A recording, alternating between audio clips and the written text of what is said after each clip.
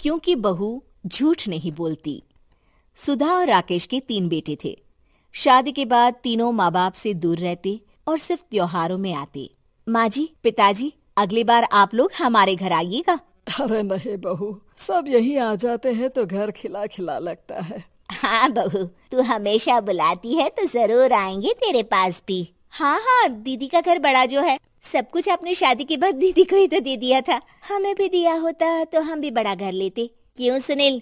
अरे नहीं, पापा ने सबको एक बराबर ही दिया है। छोटी बहू, क्या चाहिए तुम्हें, बोलो। वो आपके सोने की चेन वाली घड़ी है ना, वो अगर आप मुझे, तभी वहाँ मजली बहू भी आ जाती है। और मुझे ना आपका मंगलसूत्र, कितना लंबा, सुंदर और भारी भी है। अरे हाँ, तुम दोनों को ही दूंगी बहू, चिंता न करो। चलो अब खाना लगाओ, खाना खाया जाए। सभी मिलकर खाना खाते हैं कि पड़ोसन आ जाती है। अरे सुधा बहन, थोड़ी चीनी तो देना, घर में शक्कर नहीं है और मेहमान सर पर बैठे हैं। अरे छोटी बहू, चाची को शक्कर तो दे दो। अरे मजली दीदी, आप दे दीजिए ना, मैं यहाँ कम आती हूँ तो मुझे पता ही नहीं है कि सासू माँ सारी चीजें कहाँ रखती है। और तुम, मैं कौन सा यहाँ रोज शक्कर फाँकने के लिए आती हूँ, मुझे भी नहीं है पता। तभी बड़ी बहू हाथ में चीनी की कटोरी लेकर आती है। चाची, शक्कर आप लोगों का बड़ा सहारा है माँ जी और पिताजी को, वरना हम लोग तो यहाँ रहते ही नहीं। आप जैसे पड़ोसी हैं तो हम निश्चिंत है। और जीती रहे बहू, आप तो ये घर पड़ोस कम परिवार ज्यादा लगता है। सुधा अपनी बड़ी बहू को देखकर बहुत खुश रहा करती थी। वो उससे अक्सर घंटों बात भी किया करती, लेकिन दोनों दूसरी बहुओं का भी वो समझती थी कि शायद छोटी है, वक्त आने पर संभल जाएंगी। समय आ जाता है जब सभी को वापस जाना होता है।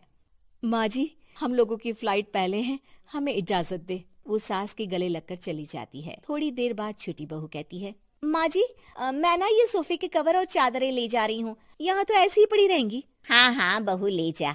और कुछ चाहिए तो बोल। और तो चाहिए बहुत कुछ, पर चलिए कोई बात नहीं, अगली बार ले जाऊंगी मैं।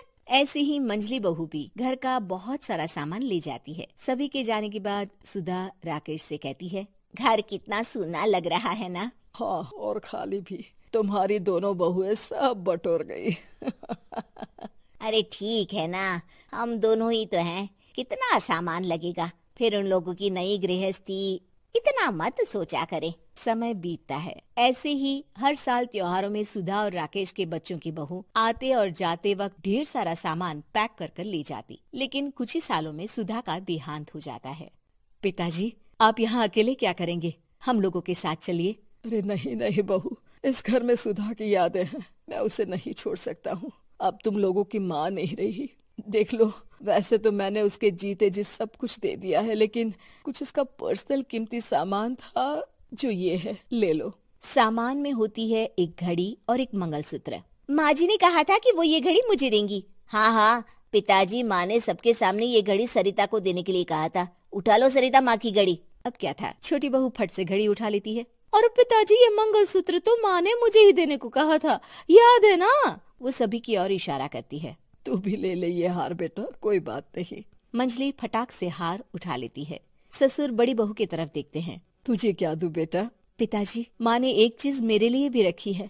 सभी के कान खड़े हो जाते हैं कि आखिर सास ने क्या रखा होगा बड़ी के लिए। अरे माँ जी तो दीदी से प्यार भी ज्यादा ही करती थी, हमेशा उनसे बात किया करती। जरूर कोई बड़ी और अपनी प्रिय चीज दी होगी दीदी को। और देख लेते हैं ना, वरना तो हम भी बराबर का बंटवारा करेंगे। हाँ, कर लेना बंटवारा। लेकिन बड़ी बहू, बताओ तो, सुधा ने क्या रखा है तुम्हारे लिए? अभी तो हम लोग यही हैं पापा जी, जब जाने लगेंगे तो बता दूंगी। बड़ी बहू के मुंह से ये बात सुनकर बाकी 2 बहुएं सोचने लगती हैं कि आखिर क्या है जो दीदी को सासू माँ देकर गई हैं। दीदी, ऐसा तो नहीं ना कि पूरे घर का आधा हिस्सा माँ बड़ी भाभी को देकर गई हो? तभी वहाँ ससुर आ जाते हैं। नहीं, ऐसा कुछ नहीं है। मकान तो तुम तीनों का बराबर से है। देखो, बड़ी बहू से तुम्हारी सास ज्यादा जुड़ी थी, न जाने क्यों घंटों बात किया करती थी। पता नहीं क्या देकर गई है उसे। और ससुर जी, आपको क्या पता, चालाकी से पूरे घर के पेपर में साइन करवा लिए हो, या फिर कोई छुपा गहना। आखिर मकान पूरा तो आपने सासू माँ के नाम ही कर रखा था ना। अब घर में ये सस्पेंस बन जाता है कि आखिर बड़ी बहू क्या लेकर जाएगी। फिर वो दिन भी आ जाता है जब बड़ी बहू के जाने का समय हो जाता है। बेटा, परसों तुम चली जाओगी, बताया नहीं, माँ ने तुम्हें क्या दिया? घड़ी और हार जो बेशकीमती था और तुम्हारी सास को सबसे ज्यादा प्रिय था, उसका तो बंटवारा भी हो चुका है। अब तुम्हारी बारी। हाँ पिताजी, आज मैं ये बात बताने ही वाली थी। माँ ने मुझे उससे भी बेशकीमती चीज दी है, और वो है आप। आपसे अधिक प्रिय उन्हें कुछ नहीं था। माँ चाहती थी कि आप मेरे साथ रहें। चलिए पिताजी। बेटा, मेरे पास तो कोई पेंशन भी नहीं है और ना ही कोई प्रॉपर्टी। लेकिन आपके पास संस्कार है पिताजी, जो मेरे बच्चे आपसे लेंगे, तो आपको ले जाने पर स्वार्थ ही है मेरा। चलिए ना पापा। सभी के सामने पिताजी बड़ी बहू और बेटे के साथ उनके घर चले जाते हैं।